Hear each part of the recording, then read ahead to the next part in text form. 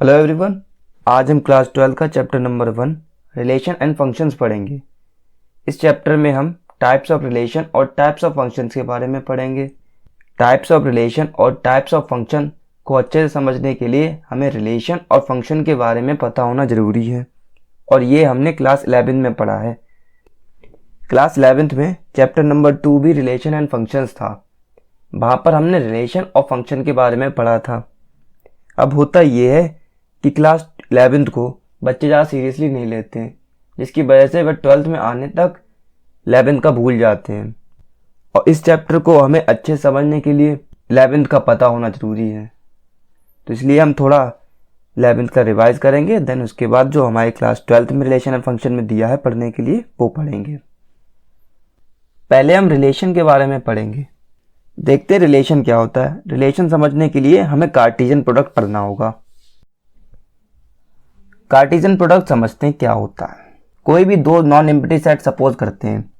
Set ए बराबर मान लेते हैं 1 2 3, सेट बी बराबर मान लेते हैं 4 5 6। सेट क्या होता है? A well defined collection of data is known as set. मतलब कोई भी डाटा जिसे हम डिफाइन कर सकें उसी को हम सेट कहते हैं। यहाँ पे देखिए, सेट ए में कौन से एलिमेंट है? 1 2 3। मतलब जो डाटा है उसको हम डिफाइन कर सकते हैं, क्योंकि ये क्या है? नेचुरल नंबर्स हैं, तो इनको हम डिफाइन कर सकते हैं। उसी तरीके से सेट बी में भी नेचुरल नंबर्स हैं, तो ये दोनों क्या हुए? सेट। नाउ जो इनका कार्टेशियन प्रोडक्ट है उसको हम ए क्रॉस बी से रिप्रेजेंट करते हैं। इसके अंदर एलिमेंट कौन से आएंगे कार्टेशियन प्रोडक्ट के अंदर, उन्हें देखिए।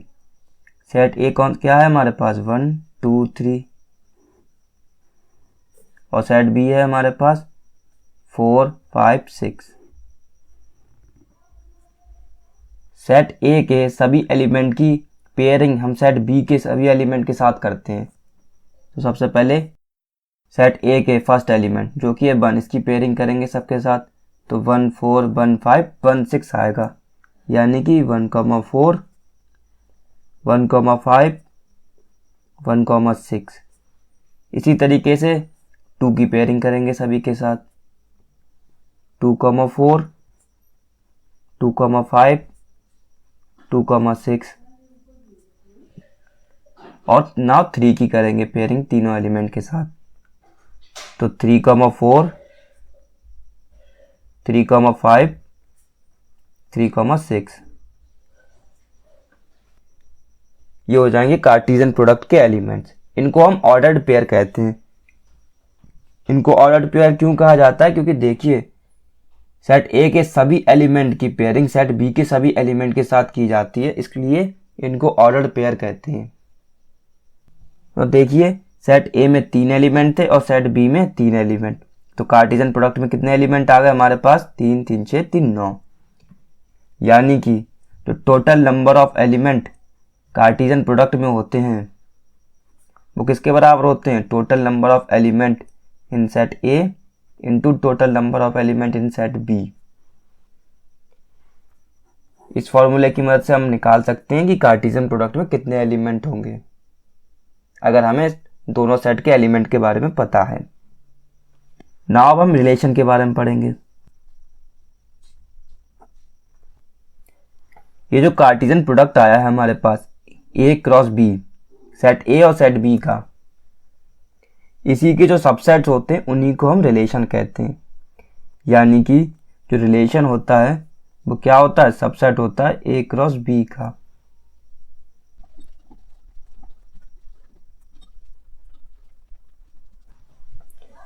मतलब a relation R from non empty set A to non empty set B is a subset of A cross B.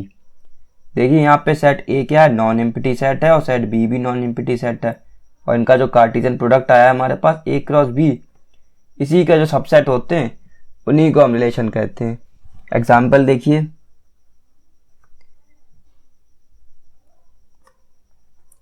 इसी का कोई सबसेट बना देते हैं, तो 1 4 2 5 और 3 6। ये क्या हुआ? एक रिलेशन हुआ, क्योंकि 1 4 कार्टेशियन प्रोडक्ट में है, 2,5 भी है कार्टेशियन प्रोडक्ट में, और 3,6 भी है कार्टेशियन प्रोडक्ट में। यानी कि ये क्या हुआ, इसका सबसेट। सिंस ये इसका सबसेट है तो ये क्या हो गया, एक रिलेशन। इसी की अगर हम सेट बिल्डर फॉर्म लिखें तो देखिए वो क्या होगी, a comma B such that b equals to a plus 3 for every a belongs to capital A and b belongs to capital B। एक और एग्जांपल देखिए, r बराबर 1,6 2,6 3,6। ये क्या है, ये भी एक रिलेशन है क्योंकि ये कार्टेशियन प्रोडक्ट का सबसेट है। 1,6 भी कार्टेशियन प्रोडक्ट में, 2,6 भी कार्टेशियन प्रोडक्ट में और 3,6 भी कार्टेशियन प्रोडक्ट में है। तो ये क्या हो गया, एक रिलेशन हो गया। अब आप सोच रहे होंगे कि जो कार्टेशियन प्रोडक्ट है इससे हम कितने रिलेशन बना सकते हैं, उसको फाइंड करने का भी एक फॉर्मूला होता है। देखिए, तो टोटल नंबर ऑफ रिलेशन जो हम कार्टेशियन प्रोडक्ट से बना सकते हैं उसको फाइंड करने के लिए सबसे पहले आपको पता होना चाहिए कि उसमें कितने एलिमेंट हैं कार्टेशियन प्रोडक्ट में। कार्टेशियन प्रोडक्ट में कितने एलिमेंट है वो हम इस फॉर्मूले की मदद से फाइंड कर सकते हैं। सपोज करिए अगर एन ए बराबर पी है और एन बी बराबर क्यू, यानी कि number of element set A में पी है और number of element set B में है क्यू, तो number of element Cartesian product में कितने हो जाएंगे, पी क्यू। तो total number of relation from A to B, यानी कि सेट ए से सेट बी में टोटल नंबर ऑफ रिलेशन कितने बनेंगे, वो होता है 2 की power P Q. P Q मतलब number of element in Cartesian product. तो 2 की पावर पी क्यू की मदद से हम निकाल सकते हैं कि एक कार्टेशियन प्रोडक्ट से हम कितने रिलेशन बना सकते हैं। यहां पर कितने एलिमेंट थे, 9, तो 2 की पावर 9 इस कार्टेशियन प्रोडक्ट से 2 की पावर 9 रिलेशन हम बना सकते हैं। उन सभी को लिखना और सभी को पढ़ना बहुत ही मुश्किल है, तो इसकी वजह से हम कुछ स्पेशल टाइप के रिलेशंस को ही पढ़ते हैं। नाउ टाइप्स ऑफ रिलेशन पढ़ने से पहले हम 3 टर्म्स होती हैं जो रिलेशन में, उनको समझ लेते हैं, डोमेन, रेंज और को डोमेन। देखिए डोमेन क्या होता है, कोई भी रिलेशन होता है उस रिलेशन में जो फर्स्ट एलिमेंट्स होते हैं उनके सेट को हम डोमेन कहते हैं। यहाँ पे डोमेन का सेट क्या होगा, 1, 2, 3, क्योंकि यहाँ फर्स्ट एलिमेंट इस रिलेशन में 1, 2, 3 है। उसी तरीके से इस रिलेशन में डोमेन क्या हो जाएगा हमारे पास, 1, 2, 3, क्योंकि यहाँ पर भी जो एलिमेंट है फर्स्ट एलिमेंट रिलेशन के वो क्या है, 1, 2, 3 है। मीन्स जो रिलेशन में फर्स्ट एलिमेंट होते हैं उनको उन्हीं का सेट डोमेन कहलाता है। ना दूसरी टर्म को समझते हैं रेंज। किसी भी रिलेशन में जो दूसरे एलिमेंट्स होते हैं, पेयरिंग के दूसरे एलिमेंट्स, उनके सेट को हम रेंज कहते हैं। यहां पर रेंज का सेट क्या है हमारे पास, 4, 5, 6। इसी तरीके से इस वाले सेट में हमारे पास रेंज है जो उसका सेट क्या है, 6, क्योंकि इसमें तीनों ही रेंज के एलिमेंट क्या है, 6 हैं। मतलब तीसरी टर्म है वो होती है कोडोमेन। कोडोमेन क्या होती है, जो सेट बी होता है उसी को हम कोडोमेन कहते हैं। डोमेन क्या होता है, the set of all first components of the ordered pair belonging to R is called the domain of R. Domain क्या होता है, वो फर्स्ट एलिमेंट ऑर्डर्ड पेयर के जो रिलेशन में हो उन्हीं का सेट क्या होता है, डोमेन होता है। इसी तरीके से रेंज क्या होता है, the set of all second components of the ordered pair belonging to R is called the range of R. यानी कि ऑर्डर्ड पेयर के वो सेकंड एलिमेंट जो रिलेशन में बिलोंग कर रहे हैं उन्हीं का सेट क्या कहलाता है, रेंज। और कोडोमेन क्या होता है, the set B is called the codomain of relation R. जो दूसरा सेट होता है उसी को हम कोडोमेन कहते हैं। Types of relation. सबसे पहले मान लेते हैं let R be any relation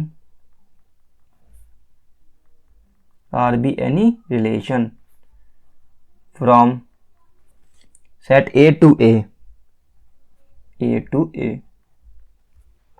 अगर सेट ए बराबर हम मान लें 1 2 3 4, सेट ए क्या ले लिया हमने 1 2 3 4, तो इसका जो कार्टीजन प्रोडक्ट होगा वो क्या होगा A क्रॉस A बराबर हो जाएगा सेट ए की पेयरिंग सेट ए के साथ ही करनी है, यानी कि चारों एलिमेंट की पेयरिंग इन्हीं चारों एलिमेंट के साथ एक एक बार करनी है। तो सबसे पहले 1 की पेयरिंग करते हैं सबके साथ, 1, 1, 1, 2, 1, 3, 1, 4।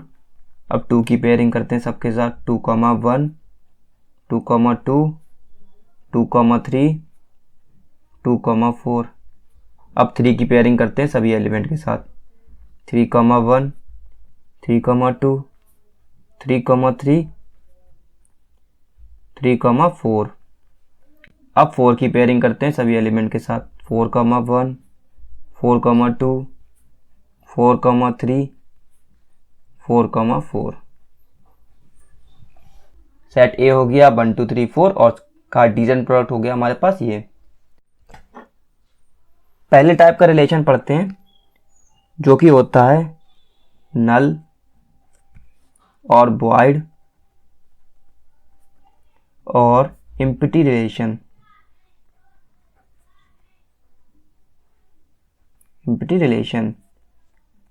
ये वो रिलेशन होते हैं जिसमें कोई भी एलिमेंट नहीं होता है, यानी कि इनमें नंबर ऑफ एलिमेंट कितने होते हैं 0।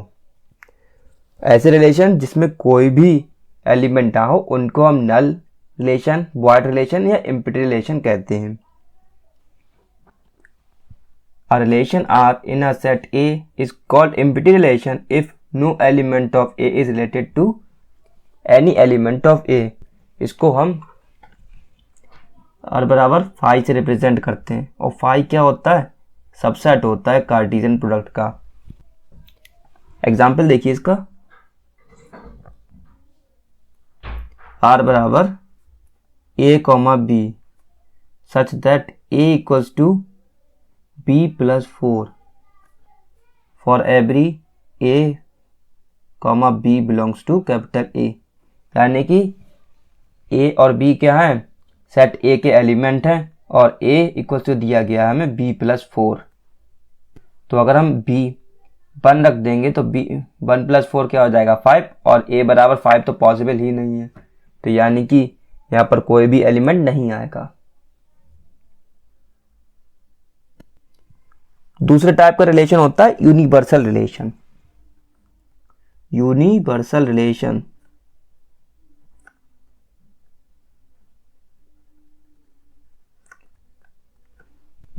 रिलेशन वो रिलेशन होते हैं जिसमें एक सेट के सभी एलिमेंट का संबंध दूसरे सेट के सभी एलिमेंट के साथ होता है, और ये किस में होता है, ये होता है कार्टीजन प्रोडक्ट में।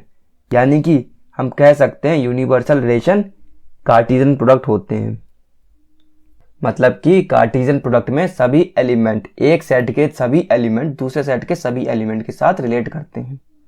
और यूनिवर्सल रिलेशन भी क्या होता है, वो रिलेशन जिसमें एक सेट के सभी एलिमेंट दूसरे सेट के सभी एलिमेंट के साथ रिलेट करते हों। यूनिवर्सल रिलेशन क्या होता है, a relation R in a set A is called universal relation if each element of A is related to every element of V। और ऐसा कब होता है, जब रिलेशन को हम क्या ले लें कार्टीजन प्रोडक्ट, क्योंकि कार्टीजन प्रोडक्ट में ही एक सेट के सभी एलिमेंट दूसरे सेट के सभी एलिमेंट के साथ रिलेट करते हैं। तीसरे टाइप का रिलेशन है रिफ्लेक्सिव रिलेशन। अब यहां से हमारे क्लास 12th के टॉपिक शुरू होते हैं। देखिए रिफ्लेक्सिव रिलेशन क्या होता है। अगर किसी रिलेशन में A, A टाइप के कंपोनेंट बिलोंग करते हैं for every small a belongs to capital A, मतलब वो रिलेशन जिसमें डबलेट्स हों। A, A क्या हुआ डबलेट हुआ क्योंकि दोनों एलिमेंट सेम है। वो रिलेशन जिसमें डबलेट्स हों, for every A belongs to capital A. यहाँ पे फॉर एवरी का जरूरी मतलब है, यहाँ पे फॉर एवरी का मतलब है सभी एलिमेंट्स के, यानी कि 1 2 3 4 चारों एलिमेंट्स के डबलेट्स होने चाहिए। ये नहीं है कि 3 के हैं, 3 के हैं या 2 के हैं तो वो रिलेशन रिफ्लेक्सिव रिलेशन नहीं होगा। अगर चारों एलिमेंट के डबलेट्स हैं तो ही वो रिलेशन रिफ्लेक्सिव रिलेशन होगा। एग्जाम्पल देखिए 1, 1, 2, 2, 3, 3, 4, 4। ये रिलेशन रिफ्लेक्सिव रिलेशन है क्योंकि इसमें चारों एलिमेंट्स के डबलेट्स हैं। सेट ए में 4 एलिमेंट्स हैं तो रिलेशन में उन चारों एलिमेंट्स के डबलेट्स दिए गए हैं।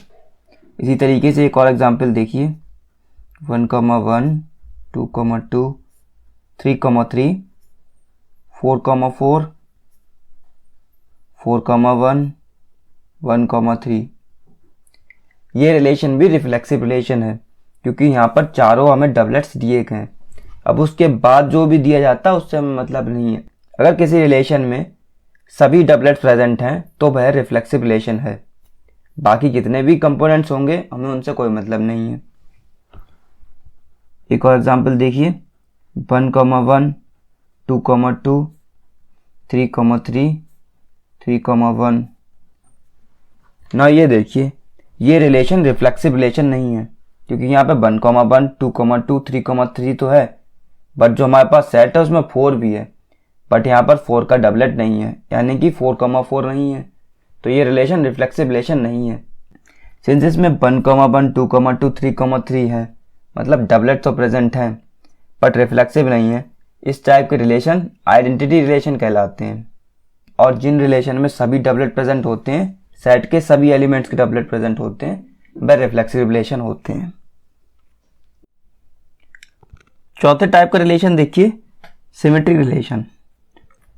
सिमेट्रिक रिलेशन क्या होता है देखिए, अगर कोई रिलेशन है जिसमें ए कॉमा बी टाइप के कंपोनेंट प्रेजेंट हैं, तो अगर उस रिलेशन में बी कॉमा ए टाइप के रिलेशन भी प्रेजेंट हों तो वो रिलेशन सिमेट्रिक रिलेशन कहलाता है। For every A comma B belongs to set A, यानी कि वो रिलेशंस जिसमें ए कॉमा बी टाइप के कंपोनेंट प्रेजेंट हों और बी कॉमा ए टाइप के भी कंपोनेंट प्रेजेंट हों तो वो रिलेशन सिमेट्रिक रिलेशन कहलाते हैं। एग्जाम्पल देखिए रिलेशन 1, 1, 2, 2, 2, 1, 1, 2, 2, 3 और 3, 2। ये रिलेशन सिमेट्रिक रिलेशन है क्योंकि देखिए यहाँ पर 2, 1 मतलब ए बी प्रेजेंट है और 1, 2 भी प्रेजेंट है मतलब बी ए। 2, 3 प्रेजेंट है और 3, 2 प्रेजेंट है। अब 1, 1 ए और बी क्या हो गया 1, 1 हो गया, तो बी ए भी तो हो गया 1 और 1। तो 1, 1, 1, 1 प्रेजेंट है और 2, 2, 2, 2 भी प्रेजेंट है। तो ये रिलेशन क्या हुआ सिमेट्रिक रिलेशन हुआ क्योंकि इसमें ए कॉमा बी प्रेजेंट है तो बी कॉमा ए भी प्रेजेंट है। पांचवें टाइप का रिलेशन देखिए ट्रांसिटिव रिलेशन। अगर किसी रिलेशन में ए कॉमा बी टाइप के कंपोनेंट प्रेजेंट हैं और बी कॉमा सी टाइप के कंपोनेंट प्रेजेंट हैं, तो उसी रिलेशन में अगर ए कॉमा सी टाइप के कंपोनेंट भी प्रेजेंट हो for every A comma B comma C belongs to set A, तो वो रिलेशन ट्रांसिटिव रिलेशन कहलाता है। यानी कि किसी एलिमेंट में ए बी हो और बी सी हो और ए सी अगर प्रेजेंट हो जाए तो वो रिलेशन ट्रांसिटिव रिलेशन कहलाएगा। एग्जाम्पल देखिए रिलेशन 1, 1, 2, 2, 1, 2, 2, 1 एक ट्रांसिटिव रिलेशन है। क्यों है देखिए, ये तो रिफ्लेक्सिव वाले केसेस हैं। रिफ्लेक्सिव वाले केसेस को हमें सिमेट्रिक या ट्रांसिटिव के लिए भी चेक नहीं करना पड़ता है क्योंकि 1, 1 ए बी हो जाएगा और 1, 1 बी सी हो जाएगा, तो ए सी भी यही हो जाएगा। इसी तरीके से ये भी। अब इनके लिए हम दोनों के लिए चेक करते हैं। देखिए 1, 2 है यहाँ पर ए बी और 2, 1 भी है मतलब बी सी, तो ए और सी 1, 1 भी प्रेजेंट है इस रिलेशन में। ठीक है, अब इसके लिए देखिए 2, 1 है और 1, 2 है, तो ए बी हो गया और बी सी हो गया, तो ए सी प्रेजेंट है। देखिए है ए सी प्रेजेंट है 2, 2, तो ये रिलेशन क्या हो गया ट्रांसिटिव रिलेशन हो गया। नाउ देखिए, हमें ये 5 रिलेशन दिए गए हैं। इनमें से हमें पहचानना है कौन सा रिलेशन रिफ्लेक्सिव है, कौन सा सिमेट्रिक, कौन सा ट्रांजिटिव और कौन सा इक्विवेलेंस रिलेशन है। इसका सेट हमें ए दिया गया है, 1 2 3 4, कार्टेशियन प्रोडक्ट ये दिया गया। चलिए पहचानते हैं कौन सा रिलेशन क्या है। तो पहला रिलेशन देखिए, इसमें हमें कंपोनेंट दिए गए हैं 1, 1, 1, 2, 2, 1, 2, 2 और 3, 3। तो सबसे पहले रिफ्लेक्सिव के लिए देखिए, इसमें 1, 1 दिया गया है, 2, 2 दिया गया है और 3, 3 दिया गया है, लेकिन 4, 4 नहीं दिया है। तो ये रिलेशन रिफ्लेक्सिव नहीं हुआ, मतलब नॉट रिफ्लेक्सिव। अब 1, 1 है और 1, 1, तो ए बी और बी ये दोनों एक दूसरे के उल्टे यही हो गया। 1, 2 है और 2, 1 है, मतलब अपोजिट दिए गए हैं। 2, 2 है और 2, 2 है, तो अपोजिट ये खुद ही हो गया।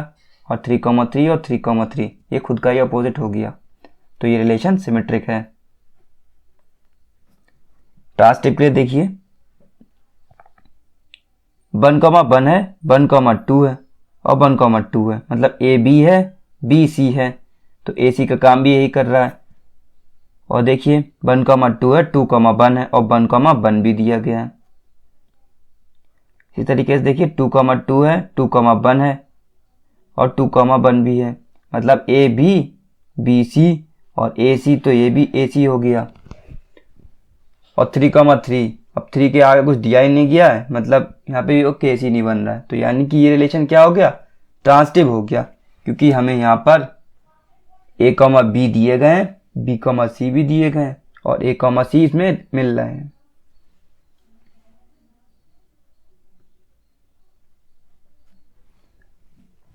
दूसरा रिलेशन देखिए, 1, 1 है, 2, 2 है, 3, 3 है और 4, 4 है, तो ये रिलेशन क्या होगा, रिफ्लेक्सिव हो गया।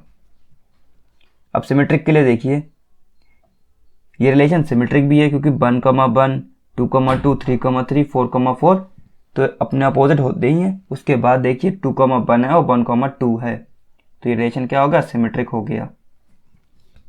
ट्रांजिटिव के लिए देखिए 1, 1, अब रिफ्लेक्सिव वाले जो हैं उनके लिए तो हमें ट्रांजिटिव चेक करने की जरूरत नहीं, क्योंकि वो तो फॉलो करेंगे ही। इसके बाद देखिए 2, 1 है और 1, 2 है और 2, 2 भी है, मतलब ए बी बी सी और ए सी दिया गया है, तो ये क्या हो गया, ट्रांजिटिव भी हो गया। यानी कि ये रिलेशन क्या कौन सा रिलेशन है, इक्विवेलेंस रिलेशन। तीसरा रिलेशन देखिए, ये रिफ्लेक्सिव नहीं है, नॉट रिफ्लेक्सिव, क्योंकि इसमें 1, 1, 2, 2 और 4, 4 नहीं है। सिमेट्रिक के लिए चेक करते हैं, 1, 2 है लेकिन 2, 1 नहीं है, तो ये सिमेट्रिक भी नहीं हुआ। ट्रांजिटिव के लिए देखते हैं, 1, 2 है और 2, 3 है, लेकिन 1, 3 नहीं है, तो ये रिलेशन ट्रांजिटिव भी नहीं हुआ। चौथा रिलेशन देखिए, 1, 1, 2, 2, 3, 3, 4, 4, मतलब चारों डबलेट प्रेजेंट हैं, तो ये रिलेशन क्या होगा, रिफ्लेक्सिव। सिमेट्रिक के लिए देखते हैं, तो रिफ्लेक्सिव वाले के लिए तो सिमेट्रिक फॉलो करता ही है। उसके आगे देखते हैं, तो 1, 2 है, 2, 1 है, 2, 3 है और 3, 2 भी है, तो ये रिलेशन क्या होगा, सिमेट्रिक हो गया, क्योंकि इसमें अपोजिट प्रेजेंट है। और ट्रांजिटिव के लिए देखिए, रिफ्लेक्सिव वाले ट्रांजिटिव को भी फॉलो करते हैं। अब इनके आगे देखते हैं, 1, 2 और 2, 1, मतलब ए बी और बी सी, तो ए सी प्रेजेंट होना चाहिए, 1, 1 प्रेजेंट है, 2, 3 और 3, 2, मतलब ए बी और बी सी, तो ए सी प्रेजेंट है कि नहीं है, 2, 2 भी यहाँ पर प्रेजेंट है।